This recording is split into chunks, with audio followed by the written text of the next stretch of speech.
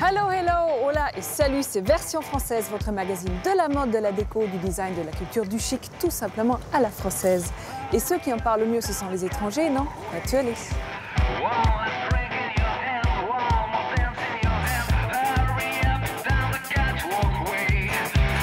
Aujourd'hui, rencontre en Technicolor avec India Mahdavi, l'architecte et designer parisienne au style indémodable. Balade dans les rues de Toulon, la ville regorge de lieux créatifs et de belles adresses chic et lifestyle. Focus sur la bague 4 de Boucheron, bijou mythique de la marque au savoir-faire ultra français et adoré des people.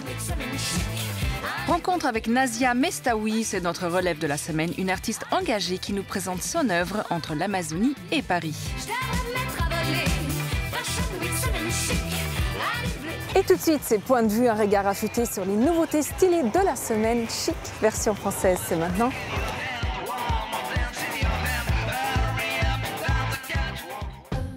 On commence par cette bonne idée, c'est Simone, une application à avoir sur son téléphone absolument. Simone vous permet de commander une séance beauté des mains ou des pieds, voire les deux pour les grandes folles. Tout ça à la maison ou au bureau si votre patron est sympa. Et en bonus, Simone propose d'organiser des beauty parties, cadeaux parfaits à s'offrir entre copines. Le nouveau lieu culte parisien de la culture, c'est la médiathèque François Sagan qui a ouvert dans le 10e. Ces anciens bâtiments étaient une prison hôpital pour femmes jusqu'au début du 19e siècle. Aujourd'hui, ce sont 4300 m² dédiés à la culture qui s'ouvrent aux Parisiens avec plus de 100 000 documents. Le livre à poser sur votre table de chevet cette semaine, c'est Place Vendôme aux éditions Assouline. Cet ouvrage retrace 300 ans d'histoire pour revenir aux sources de cette place mythique du luxe parisien. Cartier, Chanel, Boucheron et d'autres marques prestigieuses ont fait de cette place un lieu historique. Un livre qui vous fera rêver. La tendance de la saison, c'est le col Claudine. L'atelier Anoé nous propose une large sélection de ce joli col entièrement made in France pour twister vos tenues. C'est l'indispensable à ajouter sur un pull ou un t-shirt pour un look preppy et girly.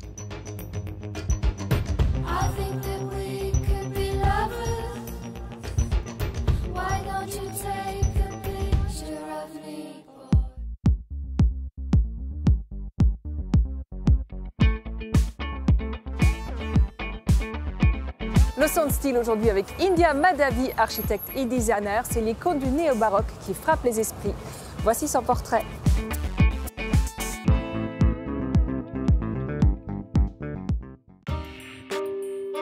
Architecte et designer surdiplômée, India Mahdavi est une icône du chic nomade. Chic, de par des lignes sobres et les matériaux nobles qu'elle emploie, et surtout nomade car son style reflète ses nombreux voyages et ses origines. Ses créations les plus connues, le tabouret Bishop ou la bibliothèque Diamond, sont des exemples parfaits de son style unique et glamour.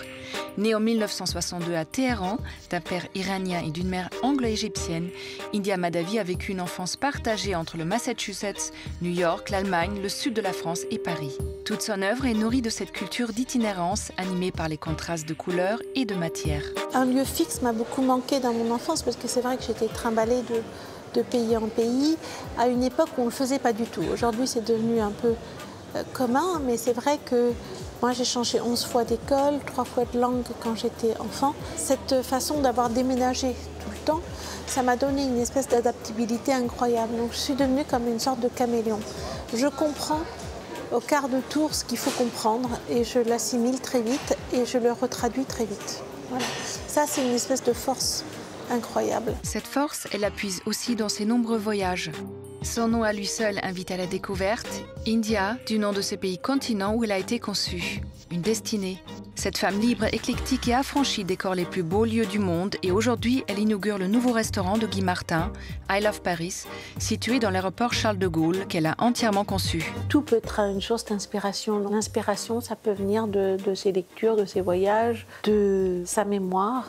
Je commence à travailler sur un projet, j'essaye de comprendre d'abord ce qu'on attend de moi. J'essaye de répondre à une question. Par exemple, pour le I Love Paris, c'était de dessiner un lieu pour Guy Martin dans un contexte d'aéroport, en sachant qu'on ne connaît absolument pas quelle est sa clientèle. Est-ce que ce sont des Français, ce sont des étrangers? Un restaurant comme I Love Paris, c'est une sorte d'ambassade. C'est un teamwork qui représente un peu un ensemble de savoir-faire français. Finalement, India Madhavi a choisi de raconter ici l'amour qui lie Guy Martin à Paris, avec un clin d'œil au Palais Royal où le chef a son restaurant. Je connais différents architectes, mais j'avais vraiment envie de travailler avec India parce que je pensais qu'elle pouvait transcender ce lieu, apporter tout ce qu'elle sait faire avec ce côté humain qui est très important. C'est quelqu'un de très professionnel, de très sérieux, qui a énormément d'idées, qui réalise ses projets de main de maître. Et humainement, c'est une belle personne. C'est quelqu'un qui est dans l'écoute, qui est dans les échanges et qui a souvent raison. Je dirais qu'il y a rarement tort du reste. India Madhavi a surtout l'art de créer des lieux qui racontent une histoire. En 1999, elle a ouvert son propre studio rue Lascaz dans le 7e arrondissement de Paris, après avoir travaillé pendant 7 ans chez Christian Liègre, le célèbre décorateur. Cet architecte-designer a aussi percé aux États-Unis et relooké nombre de restaurants ou hôtels, du Germain, un bistrot parisien, à l'Apogée à Courchevel, en passant par le Monte Carlo Beach à Monaco. Inépuisable, India Madhavi aime se définir comme polyglotte et polychrome, mais elle est avant tout une femme de caractère. Il ne faut pas se fier aux apparences. J'ai une apparence assez douce, mais je suis assez exigeante. Et je ne suis pas autoritaire, mais je suis directive. Du moment où j'accepte de faire un projet, je le suis jusqu'à la fin en fait. Et j'aime bien qu'on accroche au mur tous les projets. Je vois les projets au fur et à mesure et je me dis tiens, c'est pas ça qu'il faut faire, c'est ça. Et je trouve des solutions au fur et à mesure et on échange beaucoup et on expérimente et finalement on laisse reposer. Puis je m'aperçois si on a fait fausse route ou si on n'a pas fait fausse route. Voilà, c'est des histoires de perception. India Madhavi aime varier les projets autant que les ambiances et imprime son style avec des motifs fleuris, des couleurs surannées ou fluo, le tout dans un mélange glamour et moderne. Si tout lui réussit à ce jour, India n'a qu'un seul regret, elle aurait aimé faire du cinéma.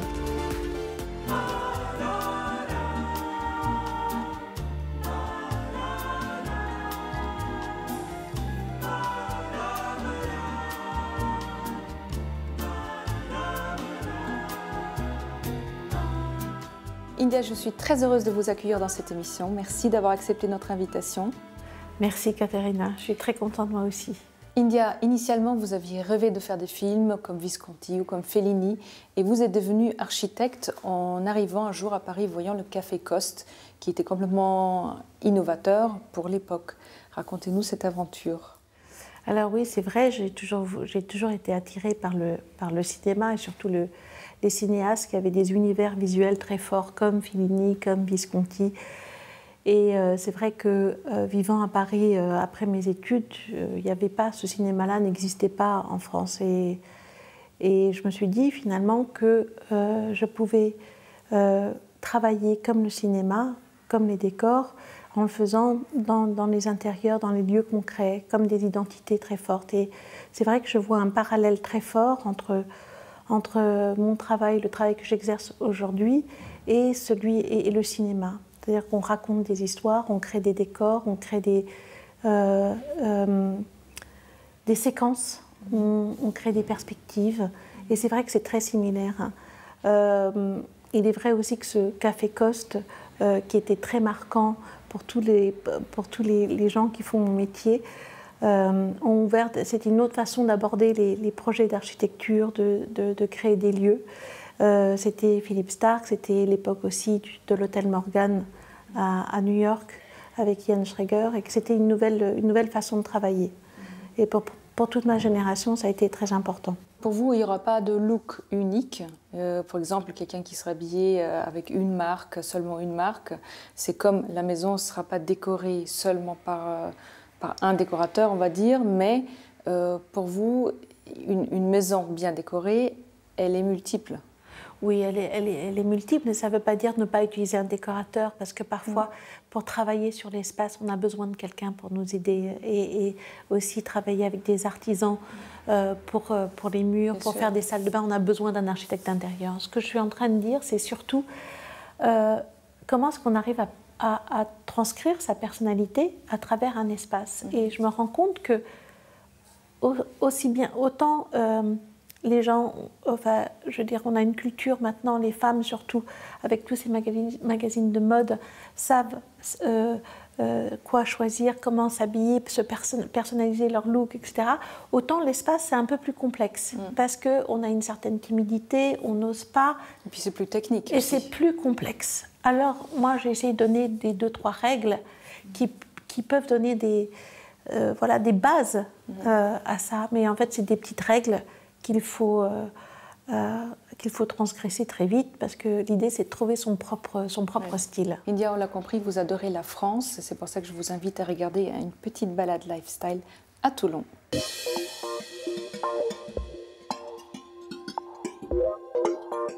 Troisième grande ville de la côte méridionale, Toulon reste la plus délaissée des stations balnéaires. Entre un port militaire un peu dissuasif et l'atmosphère assoupie des rues piétonnes, nous, on vous entraîne quand même dans quelques lieux qui réveillent. Première destination dans le quartier branché de Toulon. Dans cette longue rue parsemée des shops créatifs loge le Castillon, une galerie tenue par une ex-enseignante qui veut ouvrir l'art au grand public. C'est-à-dire que l'idée, c'est que les gens puissent acheter un petit original chez nous plutôt qu'un grand poster encadré luxe. Et puis ensuite, on fait aussi démarrer des jeunes créateurs, parce qu'on a quand même pas mal d'artistes qui sortent des écoles d'art et qui nous confient leurs œuvres, le temps de les montrer. Mais pas que. On a aussi des gens qui ont de la bouteille et qui sont dans le circuit depuis plus longtemps et qui ont à cœur aussi d'accompagner les jeunes qui arrivent par leur présence dans la galerie également. Un peu en retrait du centre, voilà la Grignotière. On entre ici comme chez des amis. Derrière les fourneaux, Marie a été formée à l'école hôtelière et Fabien, son mari, sert en salle. On a eu un coup de cœur pour ce restaurant qu'on a réhabilité et puis on a attaqué avec mon épouse qui, à la base, n'avait pas formation de cuisinière. On est parti en fait du principe qu'on avait envie de travailler à la maison, c'est-à-dire d'être dans un lieu où on se sente bien, d'abord nous. Le lieu, il est né de tout et de rien, surtout de rien, parce qu'on était jeunes. Et ne serait-ce que la décoration en elle-même, hein, c'est des choses qu'on a chinées, qu'on a trouvées comme ça sur un bout de trottoir pour certains, que des clients nous ont apporté pour peaufiner notre décoration au fur et à mesure. On termine avec un paysage de rêve. À quelques kilomètres de Toulon, la villa Crilou a les pieds dans l'eau. On y dort, bercé par les bruits des vagues. Et il s'agit donc d'une maison d'hôtes comprenant 4 chambres d'hôtes. Au pied, les pieds dans l'eau, c'est-à-dire c'est pas erroné, c'est réellement sur un petit promontoire rocheux au-dessus d'une crique et face à la mer, face au large, face aux l'île des Ambiers. Les chambres sont toutes décorées aux couleurs bleu azur et de la terrasse, on descend directement sur la plage. Du fait même de la villa qui est un petit peu sur un promontoire rocheux, on a l'impression que la crique, que la petite plage est une plage privée. Alors souvent on me demande c'est votre plage privée et je réponds non, ça n'existe pas, mais ça ressemble vraiment à... Bon, ça fait une petite enclave très tranquille au pied de la maison. Nous sommes en même temps également face à l'île des Ambiers, et au loin nous voyons les îles de Marseille, La Ciotat et le large, et le grand large. Donc c'est un réel dépaysement pour tout le monde parce qu'il y a une vue panoramique. Voilà, Toulon n'est pas qu'un port militaire, mais une ville pleine de ressources aux multiples facettes.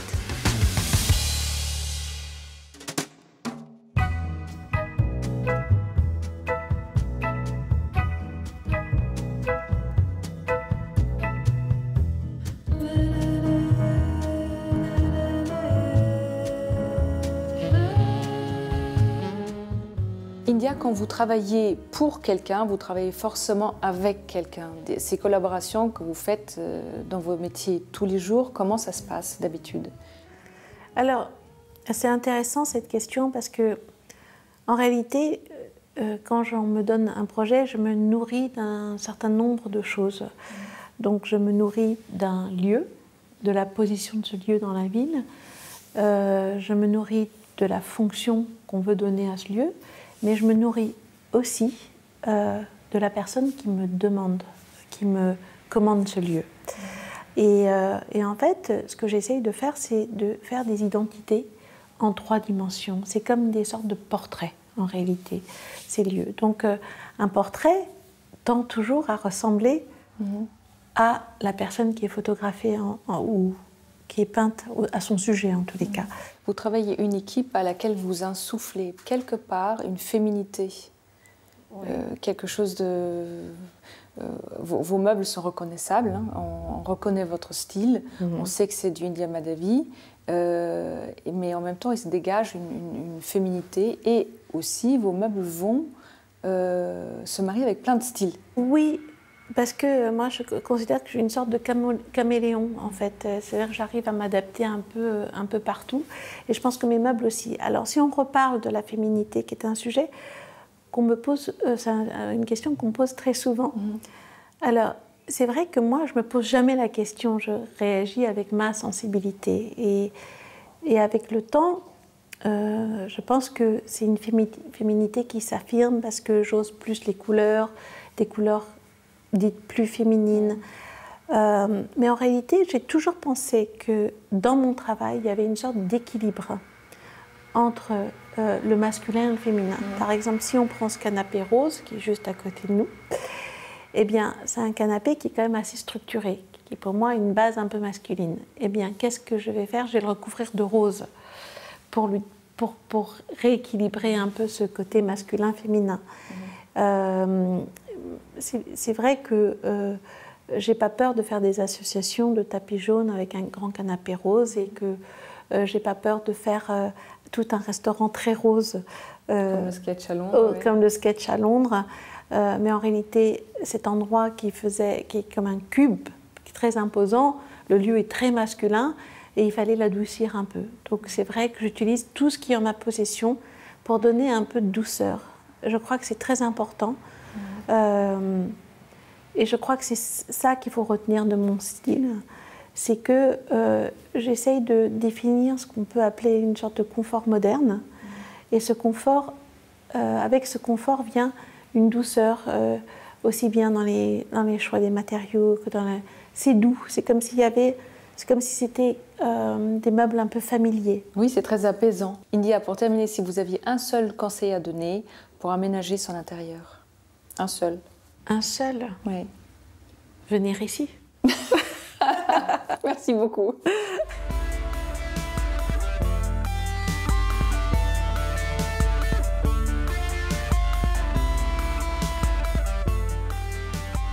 Avec la BAC 4, la maison Boucheron réunit la quintessence de son savoir-faire, focus sur une maison qui a plus de 150 ans, n'a jamais rien perdu de sa modernité.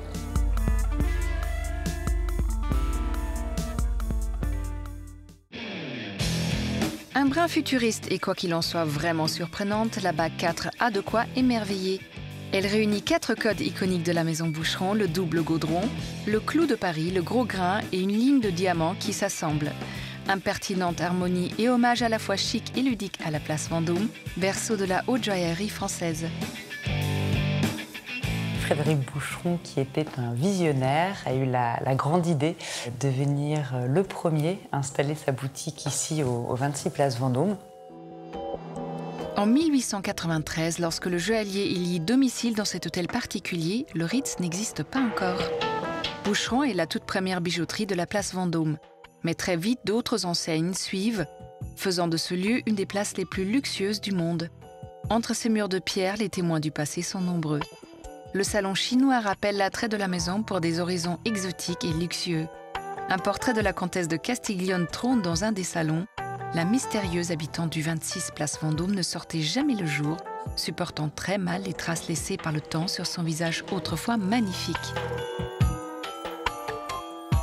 Cet hôtel particulier était le plus lumineux de la place Vendôme, et en fait tout au long de la journée, le soleil vient inonder de lumière comme ça les bijoux, la joaillerie qui est présentée.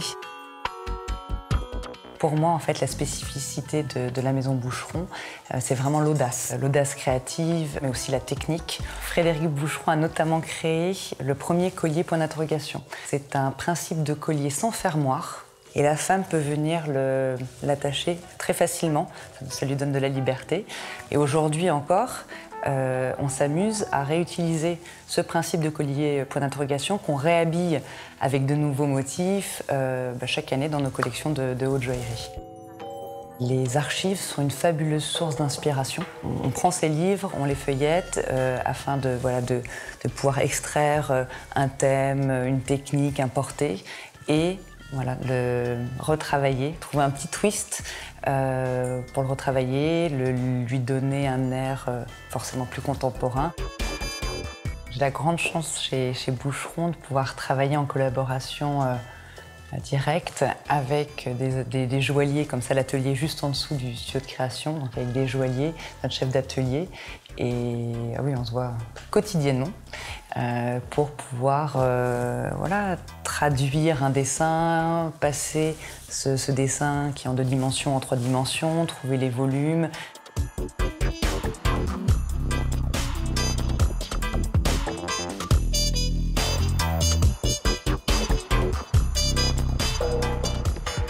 La bague 4 est constituée de plusieurs codes qu'on retrouve comme ça dans les archives depuis de nombreuses années et qui, pour la première fois sur cette bague-là, ont été travaillés ensemble. Le clou de Paris, le gaudron, le gros grain. Et c'est ça qui lui donne ce côté moderne, contemporain. Voilà.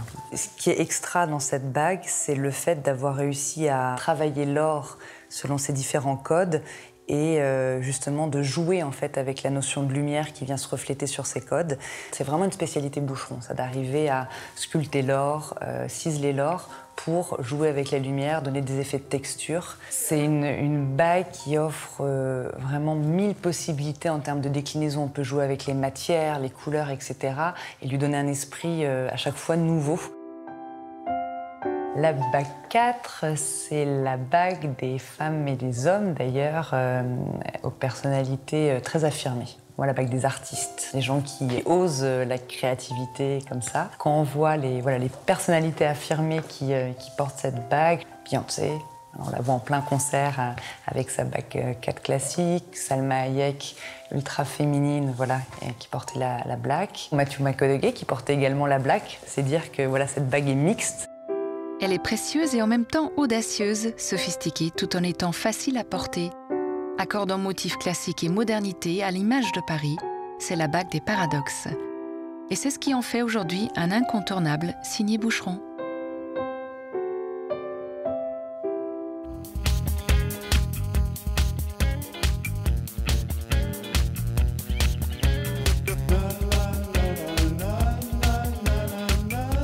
Nazia Mestoui est une artiste qui réunit de façon spectaculaire la nature et la technologie, preuve à l'appui.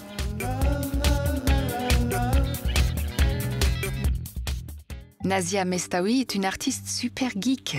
Elle aime Paris, l'Amazonie et la recherche fondamentale. Elle expose à Paris, New York, Tokyo ou Sao Paulo. Cette année, pendant le sommet sur l'environnement, Nazia transformera la Tour Eiffel en forêt virtuelle. Comment, grâce à une application contenue dans votre smartphone, votre battement de cœur est enregistré et fera pousser un arbre dont l'image sera projetée sur la Tour Eiffel. Il n'y a pas de séparation entre les différents domaines. Quand on fait une œuvre d'art, on peut aussi bien toucher à la matière, faire de la sculpture, peindre, que faire des mathématiques, du code. Il n'y a pas de limite. Ce qui est particulier, en fait, c'est que derrière, chaque arbre virtuel qu'on va voir pousser sur la Tour Eiffel, ce sera un vrai arbre qui va être planté dans un projet de reforestation. Il y en aura sur les 5 continents, au Pérou, en Roumanie, au Maroc, en Thaïlande et en Australie. C'est Pure Project qui gère ce programme-là.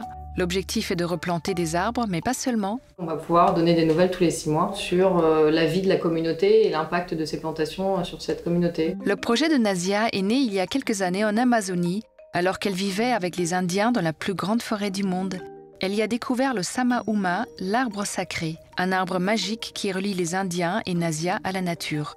C'est cette connexion qu'elle voudrait partager. Donc ça fait 4 ans que je passe 1 mois par an en Amazonie, près des tribus, Hunikuin et Ashaninka.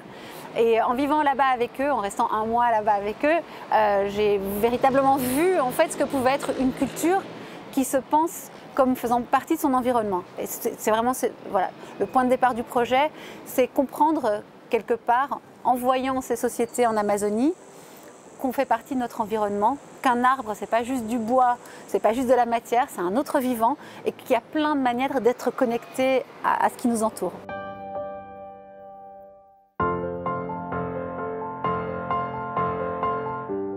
peut penser en fait que les choses n'ont rien à voir, que c'est très dissocié, que les Indiens d'Amazonie n'ont rien à voir avec une projection sur la Tour Eiffel. Et en même temps, pour moi, c'est montrer que notre futur, finalement, c'est un futur qui va nous rapprocher de la nature et que nos technologies ne nous déconnectent pas forcément justement de notre environnement. Elles sont ce qu'on en fait. Si on veut que nos technologies nous reconnectent au vivant, à nous de l'imaginer. En fait, tout est possible. Mais maintenant, pour que son projet voie le jour, il faut trouver des sous. Nazia a lancé une campagne de financement participative. En fait, ce soir, je viens à une réunion qui s'appelle Make Sense Room et j'interviens pour le lancement de ma campagne sur Kickstarter. Donc, je lance un grand projet monumental pour la conférence sur le climat, une œuvre d'art participative et donc je viens la présenter ici ce soir. Les Nations Unies, l'UNESCO, la mairie de Paris, la présidence de la République, Yann Arthus Bertrand et Laurent Fabius, tous soutiennent Nazia pour ce défi artistique hors norme. Et les arbres réels, vous aviez compris ou pas? J'étais pas certaine. Ah si, ouais, c'est essentiel dans le projet. Après la projection, Nazia a un fan de plus, Guillaume Garot, ancien ministre délégué à l'agriculture, prêt lui aussi à acheter un arbre virtuel qui deviendra réel. C'est d'une cohérence magnifique et on est dans une véritable harmonie. Je crois qu'on a besoin aujourd'hui, dans notre société, de trouver ces moments d'harmonie. C'en est un, je crois. Nazia Mestaoui est une artiste engagée qui veut faire bouger les lignes et on a hâte de voir ses arbres pousser sur la Tour Eiffel.